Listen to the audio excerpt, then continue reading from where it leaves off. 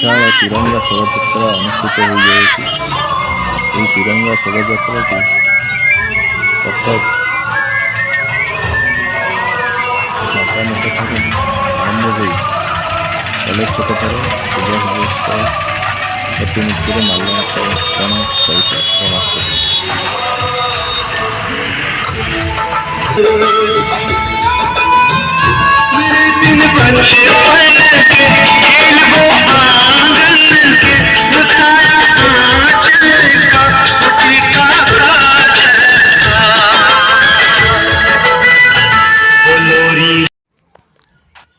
आज जनवरी 23 तारिख आम अच्छु धवलेश्वर सारस्वत आश्रम मठाधीश महंत स्वामी मानस चैतन्य महाराज को अनुरोध करू से किसी वार्ता देवे।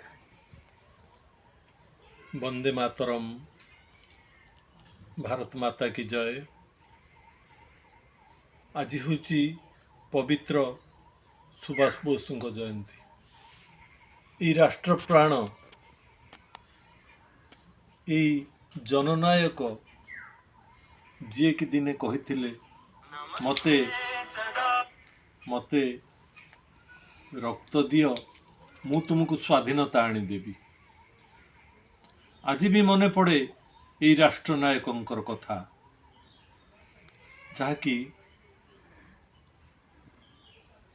से रक्त भिजा स्वाधीनता जदि आमे हासिल करि थांतु ताले भारतवर्ष आज अखंड भारतवर्ष ही थांता, अविभक्त भारतवर्ष ही थांता।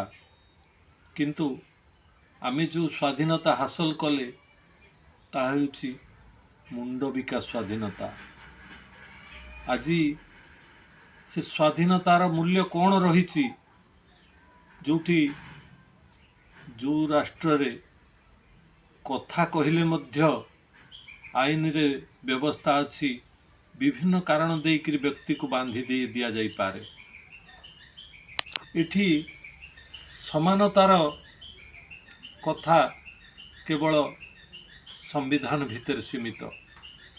तेणु आज मने पड़े ये जननायक सुभाष बोसंकर कथा मते रक्त दियो मु तुमको स्वाधीनता आनीदेवी। भारतवर्ष को हिंदुस्तान बोली कहा जाए। आम मैंने आज हिंदू राष्ट्र बहुत स्लोगान दौचे।